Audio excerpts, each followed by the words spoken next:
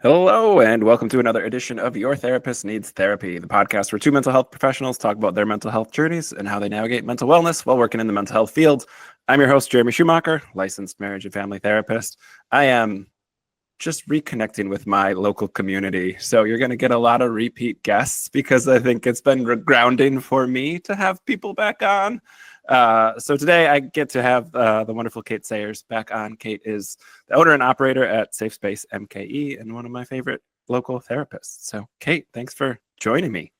Thanks for having me. Your spiel is always like so perfected. So I appreciate that.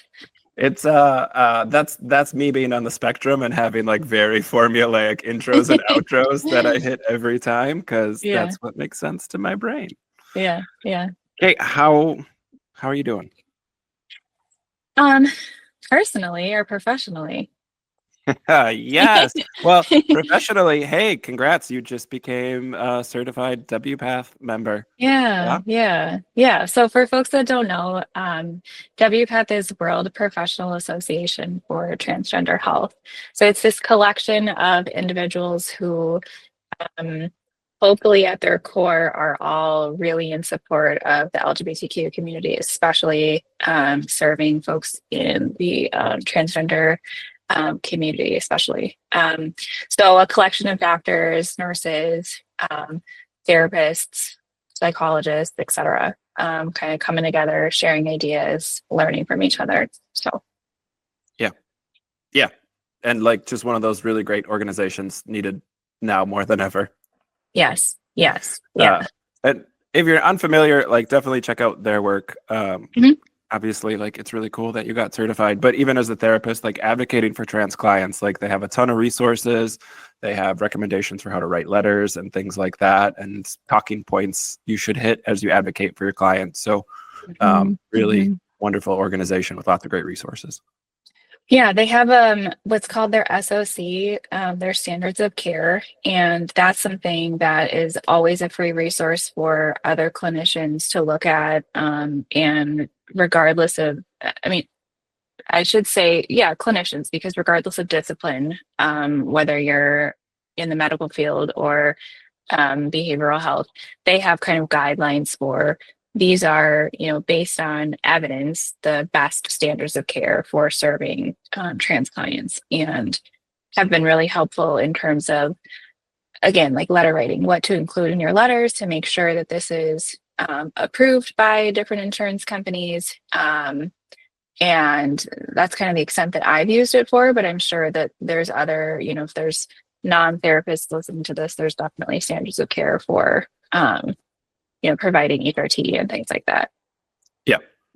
And if you're a trans client, to like know what you should be looking for in a therapist. Yeah.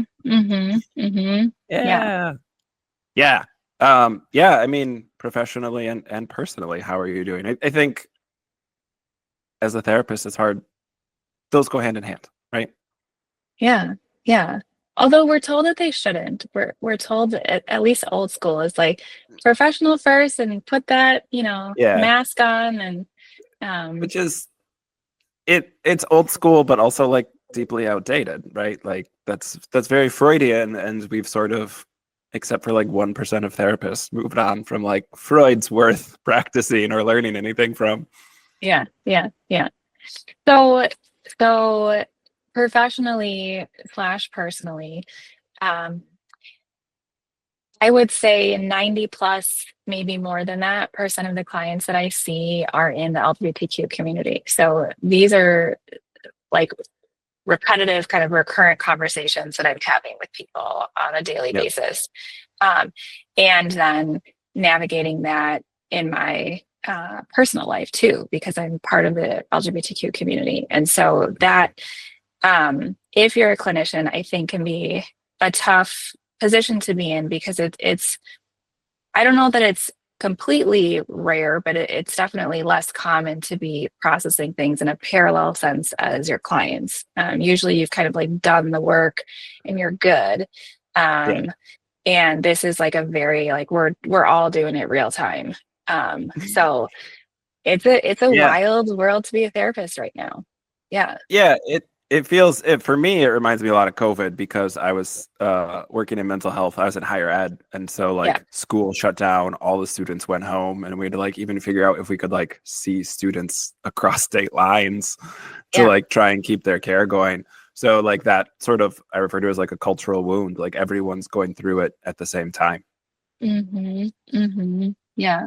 So I always, I have occasionally been asked, "Are you doing okay?" and by clients, and it's really Yeah. sweet and endearing. And I want everybody to know that we need to normalize grandparent therapists in this field. Like your therapist has a therapist, that Yeah. therapist has a therapist. Like we all got our people. We are doing the work and caring for ourselves, and so that we can show up and really be there for you, because this is a pretty um, it's a pretty unpredictable time. So for anybody that has like anxiety, PTSD, OCD, any generalized anxiety, any anxiety disorder in general, it's like Right. it's tough. Yeah. Yeah. Yeah. Yes. I get clients check in with me, and I think there's utility, I'll say, as a therapist to normalize like, hey, this is crazy. It's okay to feel like it's a lot. Yeah. But yeah, to reiterate that clients, you don't have to take care of your therapists. Good therapists have their support network and their systems. Doesn't mean it doesn't suck still, just means hmm we're hmm well enough resourced to be doing the work. hmm hmm Yeah. Yeah. So I mean that's kind of how it's showing up for me personally, professionally. I feel like part of the importance of our job is being an advocate. Mhm. Um, and that to me feels like a very strong personal and professional value. So you'll you'll see me doing that definitely in session, and then know that I'm doing my own kind of stuff Yeah. outside of sessions Which too. is I don't know if this is your experience, but like I've felt really good about owning my own practice right now because Yeah. I can be very outspoken and Yeah. aligned and Yeah. call Musk a Nazi on social media and like Yeah. not have to Yeah. worry about my boss being mad at me or getting fired or Getting anything fired. like that. Yeah. Yeah. Yeah. Yeah. Same. It's really important to me. And yeah, I heard a story about a local like weather reporter or something who was fired Yeah. for making that statement on her personal account. So it's something that we try to be as professional as possible, but if that's the reality of what's happening, we need to be able to say that too, and Yeah. not fear like retribution from an employer. Right. Yeah.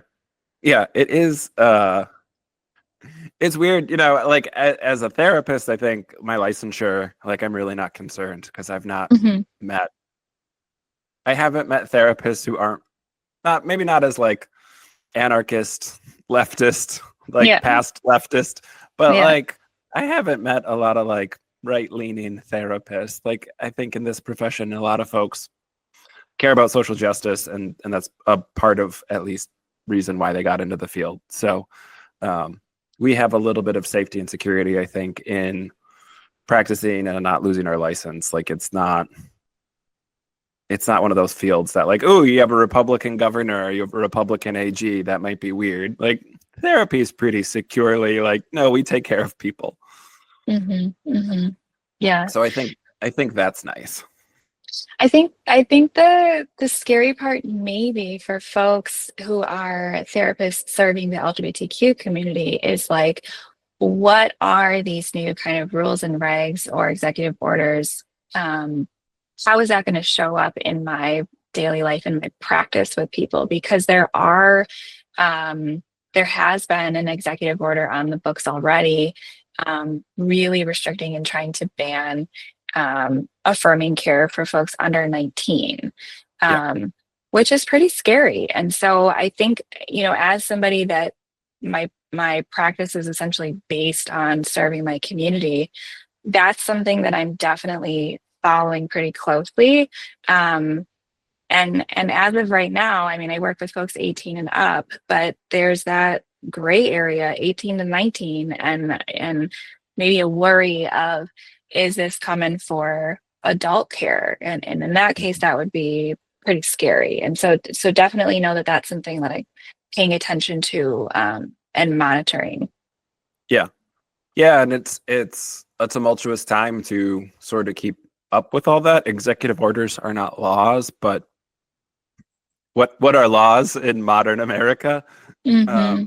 So it's a scary thing. I think I'm drawing a blank on the acronym, but PFLAG just Mm-hmm. sued over one of I think on that very thing you're talking about, on that executive order. So like a lot of this stuff is gonna have to play out in court, which like isn't slows the process down, I think, but isn't a for sure deal with the American judicial system being what it is. Mm-hmm. Mm-hmm. Mm-hmm. Yeah. So as clients, coming to session and needing a space to process all of this, like definitely do it and know that Mhm. Jeremy and I and other people are keeping abreast of all the latest happenings. And Yeah. I'm assuming that, like me, you would say we're gonna find a way around it if it does come to that. Like I'm not gonna change the practice and the evidence that I base my practice on. Right. But I will be more mindful of it going forward. Yeah. Well, and I think, it's hard as I don't know. This is like year 16 of therapy for me. Like I've Mm-hmm. been doing it for a while. And I've really moved away from a lot of like the way I was taught to do notes. Like my notes are very nondescript, like on purpose, not because I'm lazy. I have ADHD, so I'm late Mm-hmm. at doing my notes, but like I don't put a lot of information in there for stuff like this because I don't want some government agency or somebody to Mm-hmm.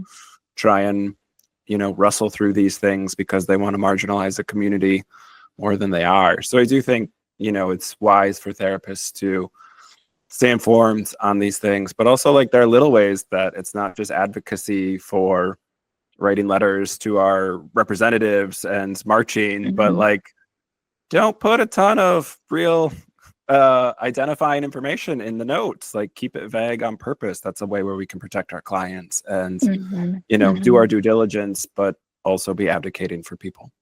Mm-hmm. Mm-hmm. And just an asterisk on that, it stinks that we have to do that. It stinks that we can't just trust HIPAA and privacy protections and like lead with that, right? Yeah. But yes, I think that is definitely something to be mindful of. Yeah.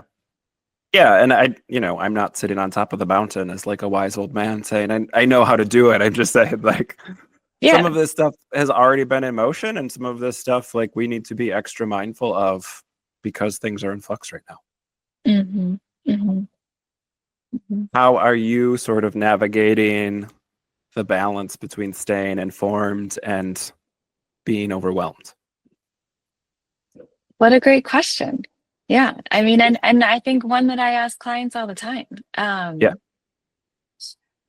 I am anxious by nature, so I think I tend to be like this over consumer of information and have realized I need to pull back. And so Mhm. I'm doing some limiting of certainly like news that I consume, and I have thought really, really seriously about getting off of these social media platforms that really have done away with all kinds of rights and protections exclusive to the LGBTQ community. Like Meta is just Yeah. really trying to come for us. And um, so I'm curious about that, from your perspective, like how are you limiting stuff? How do you see social media kind of going forward too? Yeah, I definitely am limiting. I'm like my ADHD is such that I'm really like a voracious consumer of information because I get dopamine from it. So being really intentional with that. I used to just sort of scroll headlines, and I've sort of cut back on that. When I have time and space and the resources to engage, I do. But like I've tried to narrow my focus. Like I'm not somebody who necessarily works a lot with on the social work side of things. So like immigration is a thing I care about, and it's not a population that I see real regularly or that I'm particularly well informed on. And so it's one of Mm-hmm. those things where I care, but also like that's not something I can devote a ton of energy to. LGBTQ plus community, definitely a bigger chunk of my clientele and one that I care deeply about. I openly identify as queer as well. So like, it's one of those things, but it's weird as like a white cis dude to be like, I don't want to come in as an expert and take a bunch of space up. And I think I'm probably the most protected class right now to be speaking out.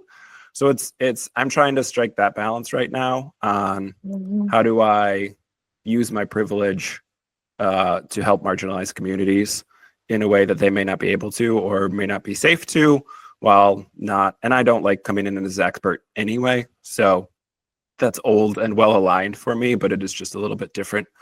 I would say for me personally in like queer spaces, it's just always been like, I don't want to be that like white dude tromping in and saying I know things. But I think I'm shifting a little bit on that just to be a little bit extra outspoken. Not that I know things, but that like I have more privilege to be able to speak out publicly. But yeah, definitely wrestling with like, I could drop Facebook anytime. I mean, I really only use Facebook for groups. I don't use it personally.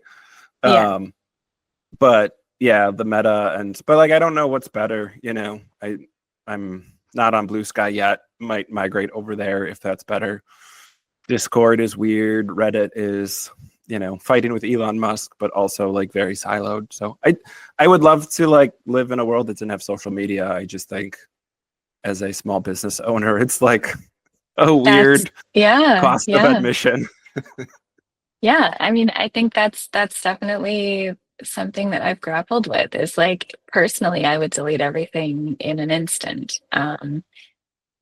But like, how else can I connect with or network with other therapists, potential clients, or even just learn about happenings in like a more rapid pace? It's definitely a tricky place to be. So I think that's why it's like being really particular about maybe limiting the accounts that you follow or the amount of time you're spending on these platforms. And news is included in that just for essentially your own sanity during this time period.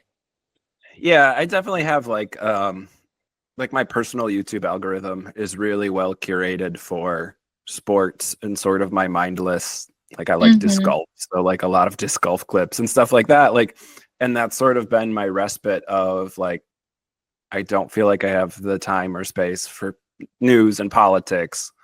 So I sort of have that as my backup, like mindless scrolling, maybe while I have like a lunch break or whatever. And I think that's good for people. I think, again, our nervous system wasn't wired for every crisis all around the world all the time. So like to have that little bit of a break. So I'm definitely more intentional on sort of my mindless, or not mindless is maybe bad, like recreational, like intentionally recreational pursuits. And then having time and space when I'm like, all right, now I need to like catch up and be updated. It's also just really hard right now for like good journalism. So like I subscribe to a bunch of different Substacks, but like that's very messy and disorganized in my opinion. So trying to find and listening to other people who are, you know, on top of things like independent reporting for good sources, because I think that's really important right now to be getting good information. Right. Yeah. I tend to gravitate a little bit more towards Associated Press right now, and maybe looking at The Hill occasionally, but like Associated Press for me tends to be a good place to get info. And you know, in terms of like the recreational stuff, to me, it's like, how can I am an avid reader. And so to me, like reading lots of queer authors, supporting queer businesses, and I don't really like consumerism. I'm kind of an anti-consumerist person. And so like, how can I just, you know, cut out these like big stores that have rolled back all their DEI and things like that too. So that like vote with your dollar kind of a thing. But to me, I'm like, I'm just going to keep my dollar and maybe not vote right now. So yeah, well, and I think again, like just those little ways, I think, maybe it was AOC, I think it's the only outspoken politician Yeah. who's doing good job fighting against things right now.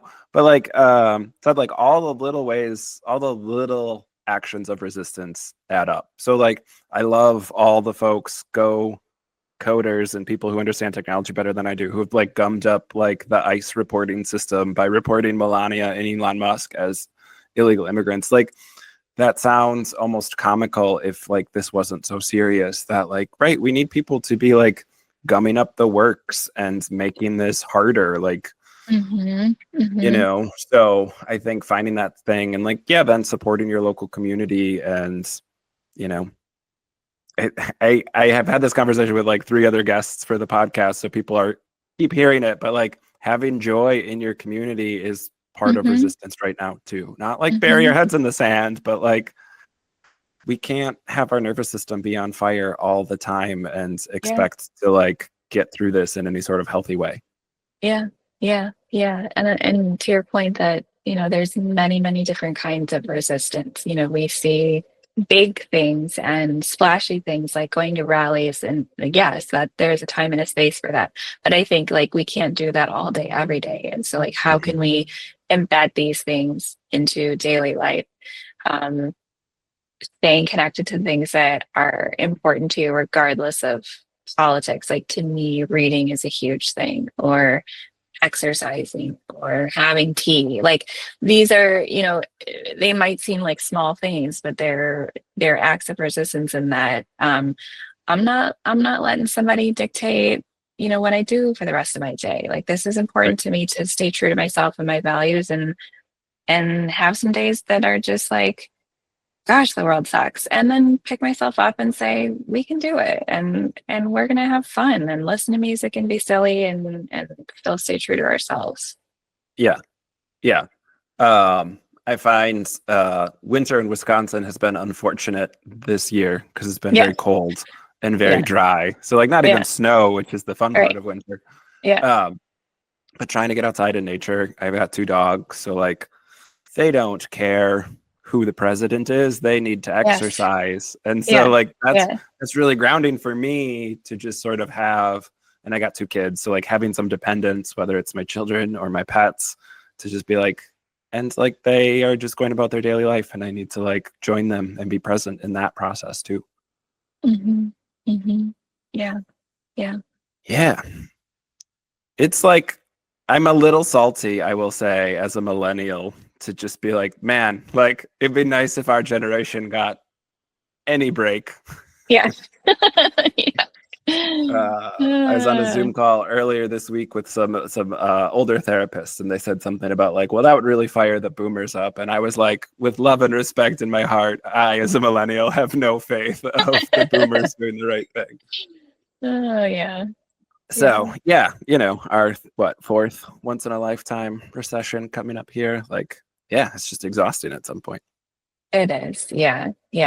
So I think it's like these equal parts of, and how, I don't know what the denominator is of this equation, but like equal parts of resistance, joy, grounding, sleeping, whatever. Like whatever we need to do to get through and keep our, you know, the essence of who we are, and not let all of this stuff like erode all of that. Yeah, right. And it's I try to balance optimism with like doom and gloom, as like, again, like learning from other cultures, again, as a white dude, being aware that like people of color have been living through far more oppressive times than I am living through right now. And like learning from that, not needing to reinvent the wheel.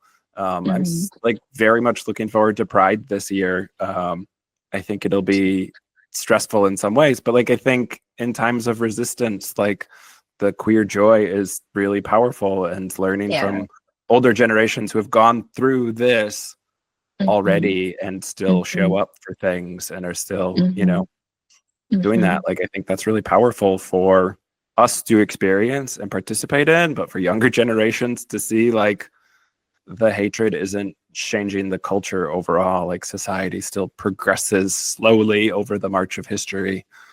So I think that stuff's important. Yeah. Yeah. And regardless of all the executive orders, like it doesn't change that there's queer people and trans people and non-binary people, and will continue to be here and take up space. Yeah. I think your point about pride is definitely something to look forward to this year. So let's hold on to that, if nothing else. Yeah. And again, like I think finding community like locally. Yeah. Try not to be an old person about technology. Like if you don't have a community and all it is online, like definitely participate. Yeah. But finding your local community, I think like just looking at it from a nervous system perspective regulates when you can participate with things in person. Go to that concert, go see that queer comedian, go to your local businesses that are queer affirming or queer owned. Like that matters. That regulates you in a certain way, where reading the headlines dysregulates you, and then being around people where it's like, yeah, we're aligned on this, and like there's no debate needed. You don't have to explain anything. Like I got you. I got the pride flag outside my business, like because that's important. So I think that in-person stuff is really important. Yeah. Yeah. I agree too. Yeah. And I'm like, go to your library, go to your Yeah. that's a big one for me. But yeah, anywhere where you can find community. And especially I think at this point, you know, a lot of suggestions I'll have for clients is like LGBTQ center or your trans support groups, or if there isn't one, let's create one, but somewhere where you can just be amongst people and you don't, like you said, have to explain yourself or hide any parts of yourself. You can just show up and experience that with other people. Yeah. Yeah. And like the LGBTQ Center in Milwaukee is great, has lots of stuff, has really good information on, unfortunately, the window closing on doing things like updating your passport, but like has people who are up to date on those things, and has things like shout out to, I know my friend Tesney is doing some self-defense classes down at the LGBTQ Center, just so like ground people and some mindful movement and like to feel safe and connected in your community. Like that's really lovely, and I think again needed right now. So doing some of that stuff in person does your nervous system well. Tesney and I play D&D, so little shout out to Tesney. But yeah, I think it's, I don't know. I try and have these conversations, and I've been like really grateful to the local therapists who have sort of like you made time to connect, because like it affects us too. Like we're all going through this simultaneously in real time. Yeah. I'm grateful that you had me on today. It's refreshing to be able to just, you know, be in community with people. So yeah, it like makes me feel less crazy than when I read the headlines and I'm like, did everybody lose their mind? What are we doing? And then to like have a conversation that someone just like gets it is very grounding. Yeah, I agree. Yeah, awesome. Okay, if people want to learn more about your practice, if they want to connect with you, where do they go? How do they find you? So as of now, I still am on Instagram. So you can find me at Safe Space MKE there. And then the same thing from my website, safespacemke.com. So I look forward to connecting with people, and I'm really glad that we got to connect today, Jeremy. Yeah, and we will have your links. I still am on Instagram too. I don't know for how long, but yes, we will have links in the show notes. Yeah. Wherever you listen to the podcast, drop down in the show notes. We'll have links to Kate's socials and website to make that easy to find. And special plug, if you're a coder or somebody that does computer stuff, like come up with a new app for us, because I would love to not be on Instagram anymore. Yes. I hear good things about Blue Sky, but that's like a Twitter replacement. It's like a Twitter. Yeah. I never used Twitter, so I don't know. The market is there for you, whoever you are. Yeah. And we'll have some cool links too for other local LGBTQ stuff in Milwaukee down in the links. So I'm just trying to like share that information. Again, another small act of resistance that matters, to let people know safe places to go and cool, safe, affirming events that are going on. So trying to keep on top of that stuff as well. Hey, thanks so much for taking the time to join me today. Thank you so much for having me. And to all our wonderful listeners, thanks for tuning in again. I promise, I don't know, I can't promise this. Hopefully we'll have fun episodes sometime soon. But for now, we're going to have a lot of grounding conversations because I think that's what everybody needs. But thanks for tuning in again. We will be back next week with another new episode. Take care, everyone.